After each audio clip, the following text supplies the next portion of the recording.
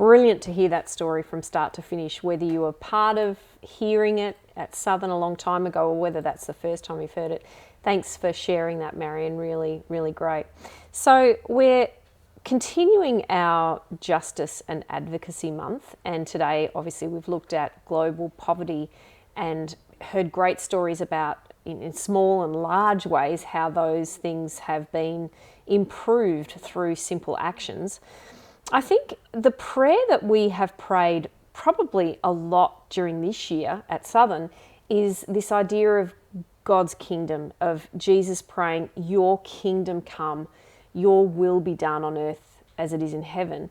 And this idea of ushering in the kingdom has been a big focus, particularly in a world that feels very broken.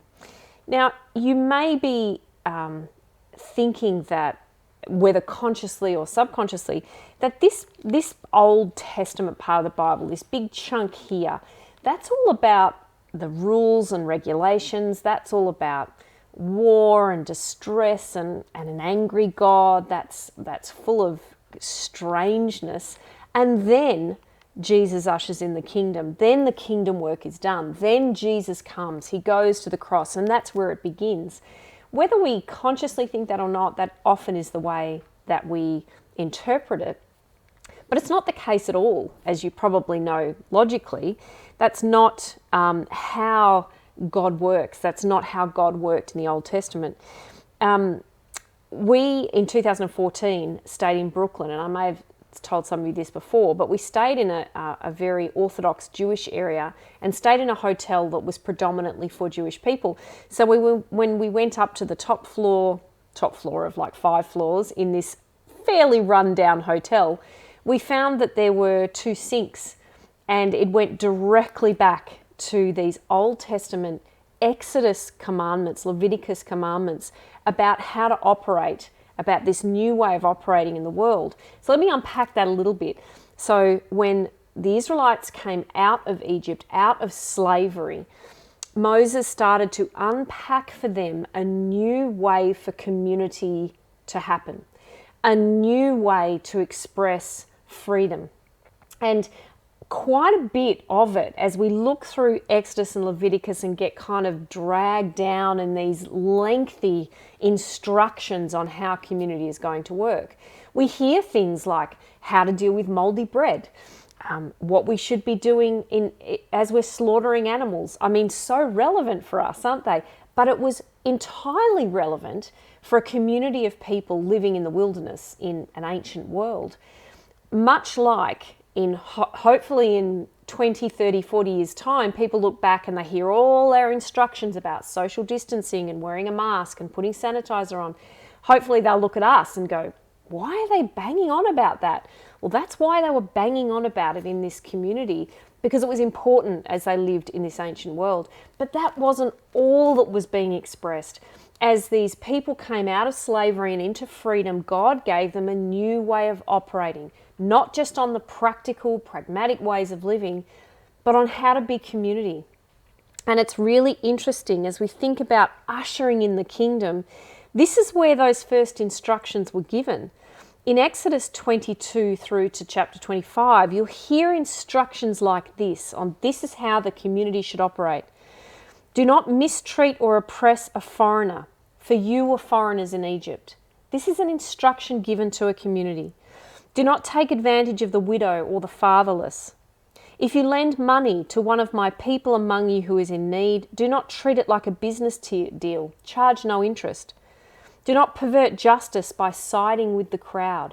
These are the kinds of instructions about community living, about kingdom living. Do not deny justice to the poor people in their lawsuits. There are instructions around leaving paddocks to rest every 7 years.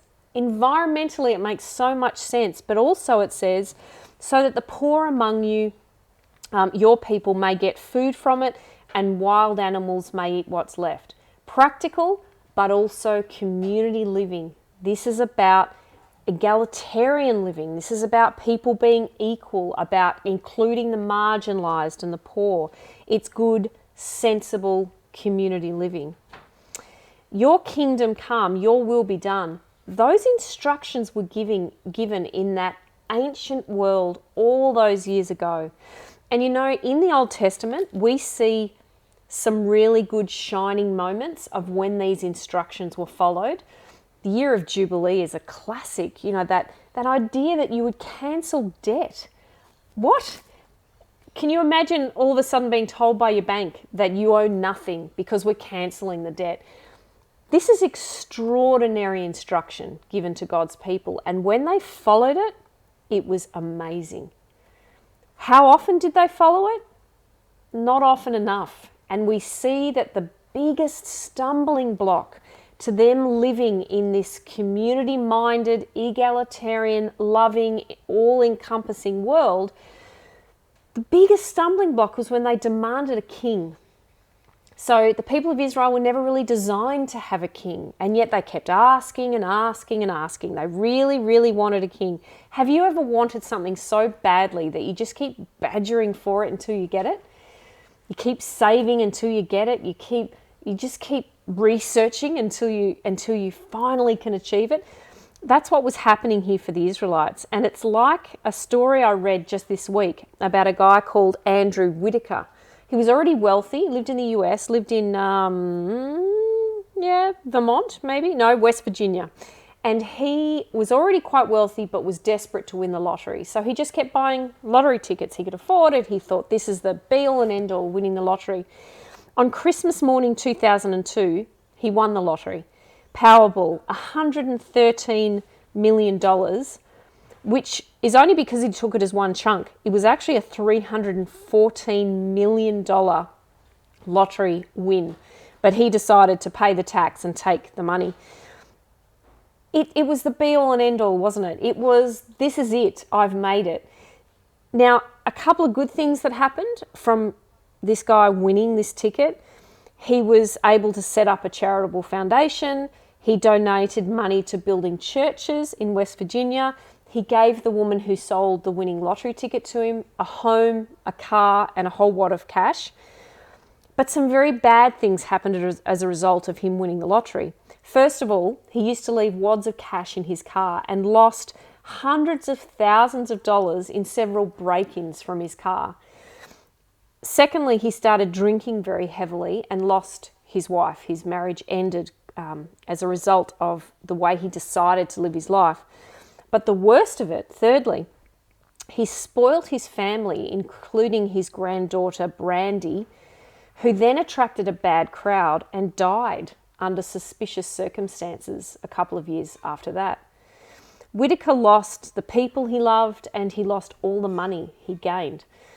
And he said, I think if you have something, there's always someone else that wants it. I wish I'd torn that ticket up. Well, I reckon the Israelite people probably wish they could take back that wish and that demand for a king, because it didn't help them. They had been given a roadmap. Do you like that? That was on the spot. They were given a roadmap for how to live good, community-minded, kingdom living. And they instead drifted off and demanded a king. First they got Saul, a moderately bad egg. Then they got David, who, good and the bad. And then they got Solomon. And we can look at Solomon in all his wealth and think, well, perhaps that's the Israelites, making it. Solomon in all his wealth was going so against those instructions that Moses had given, that God had given through Moses all those years ago. Here's a list of what his table looked like each day. In 1 Kings 4, it says Solomon's daily provisions were 30 cors, I don't know what a cors is, of the finest flour, 60 cors of meal, 10 head of stall-fed cattle, 20 of pasture-fed cattle, and 100 sheep and goats, as well as deer, gazelles, roebucks, and choice fowl. Sounds like a Maynard dinner. Well, a Mosh Maynard dinner. And how was all of that possible?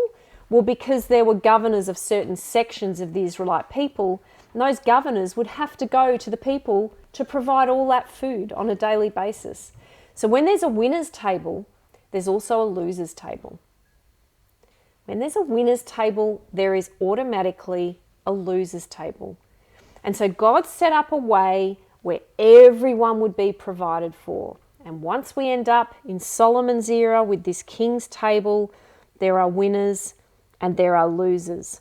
Archaeology verifies the fact that Israel in this period was wealthy and that the king was extra wealthy. But there were always losers. And I did put a quote up for you on Facebook, if you're on Facebook, from Walter Brueggemann, who unpacks all of this in a very profound and rich way in The Prophetic Imagination. 40 years ago he wrote this book, and it's as relevant today as it was then. He said, covenanting that takes brothers and sisters seriously had been replaced by consuming. Does it sound familiar? Which regards brothers and sisters as products to be used. And in a consuming society, an alternative consciousness is surely difficult to sustain. They were given a map, they were given a way to live a beautiful, free, worshipping God kind of community, and they rejected it. We can't judge too harshly because I think we still live in that royal consuming mindset, don't we? As much as we can look at it now and judge it and say it doesn't work. As we look at injustice and poverty as part of this series we're doing, the kings, this idea of the rich and the poor, it was never part of the plan. Brueggemann again says Solomon had set out to counter the world of Moses' community of liberation, and he did it effectively. He had traded a vision of freedom for the reality of security. He had banished the neighbour for the sake of reducing everyone to servants. He had replaced covenanting with consuming, and all promises had been reduced to tradable commodities. It takes a while. There's so much in that, and we don't have time to unpack it. But I want us to think about the fact that when Jesus came, when he prayed that prayer, your kingdom come, and when he went to the cross, everything changed. Everything changed. And in a world where we still see the brokenness, we still see the winner's table and the loser's table, we don't have to lose hope, because there's a light that came in when Jesus came that cannot be extinguished. And I say that because I've been reading John and I cannot get past the first few verses. This is so important to remember as we think about ushering in the kingdom, as we think about justice and advocacy, as we think about our place in that as individuals, as families, and as Southern. It says in the start of John, in the beginning was the Word being Jesus, and the Word was with God, and the Word was God. He was with God in the beginning. Through him, through Jesus, all things were made. Without him, nothing was made that has been made. In him was life, and that life was the light of all humankind. The light shines in the darkness, and the darkness has not overcome it. I cannot get past it. I keep reading it every day, trying to soak in what that really means. In a world that seems so dark at the moment, in pockets of darkness, we see not just glimpses, but there are blasts of light, and we cannot extinguish the light. You and I can be part of this light. I guess it's a really basic way of asking, but do you want to be part of Team Moses or Team Solomon? Team Moses says we are ushering in a new way to do community. Solomon says there's a winner's table and there's a loser's table. Now, if you're anything like me, you kind of oscillate between the two, because there's something very comfortable about being at the winner's table, and the winner's table we are at. But we are being called, we are being beckoned to this new kingdom that Jesus has ushered in. So how can we do that today? How can we do that in lockdown? How can we do that when we feel quite confined? Well, in simple and in big and in powerful and in small ways, starting, of course, with the hardest place, which is in our homes. Whether your home is just you and you have to look a bit broader in your street, in the people you engage with online, whether you're part of a family where you're needing to love the people who you struggle to love in lockdown, whether this is about you walking and praying for your community, daily praying for specific houses that God prompts you to pray for, whether it's donating to Tear or to Eden or to Global Interaction, we can in big ways and in small ways usher in the kingdom. We don't have to be living at the winner's table rejecting the fact that God has provided a different model. Jimmy Carter, who was the 39th President of the United States, goes on, he's 96, 97 now, still works at Habitat at Humanity when he can, still does amazingly compassionate work. When he was talking about religion and particularly fundamentalism, he said there are 3 words that categorize fundamental Christianity. It's pride, domination, and exclusion. That's Solomon's table. In sharp contrast, says Jimmy Carter, Jesus espoused humility, servanthood of leadership, servanthood of leaders, and breaking down walls between people. I'm going to say that last bit again because this is what we're called to. Jesus espoused humility, servanthood of leaders, and breaking down walls between people. Please be thinking and considering how you can do that as an individual, how you can do that within your family, within your neighborhood, within your online community, within this world that we find ourselves in. Not in a way that makes you feel guilty all the time, because that's not what it's about. It's about light, and the light that can't be overcome by darkness. May we take that into our week this week.